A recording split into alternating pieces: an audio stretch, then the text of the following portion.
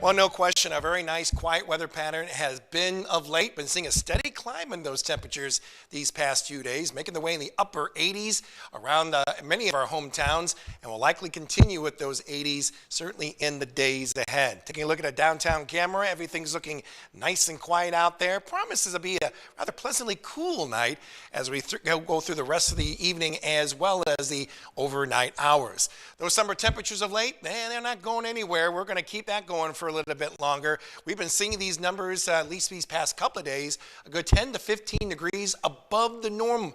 And we don't expect to change all too much of that in the days ahead, as well as the dry weather. It has certainly been a little bit dry of late, and it looks like we'll keep that stretch going for a number of days as well.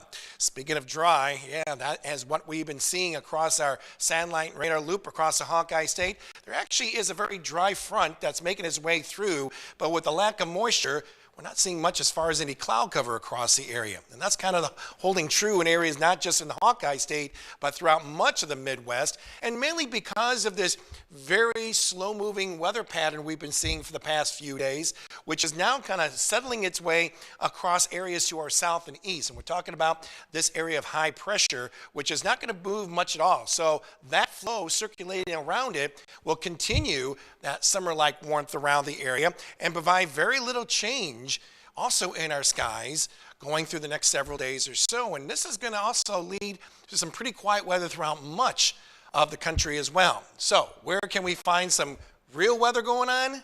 You'll go out in the tropics, that's for sure, right around the Caribbean. This is tropical depression number 9. It will likely be a tropical storm as we go through the rest of the weekend. And if it does happen, we're talking about tropical storm Milda. And it's expected, with the help of our futurecast models here, to make its way to the north, but latest models showing it pushing more to the east.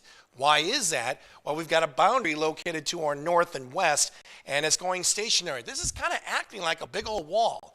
So as long as that boundary is there, the worst of that tropical wave is going to stay mainly off to our east. No worse than maybe some heavy rain expected around the Carolina coastline, and that does include all the way up into North Carolina as well. For us, everything looking pretty quiet. Nice range in temperatures from 63 degrees over in Iowa Falls, Carroll, to about 79 degrees over in Lamoni.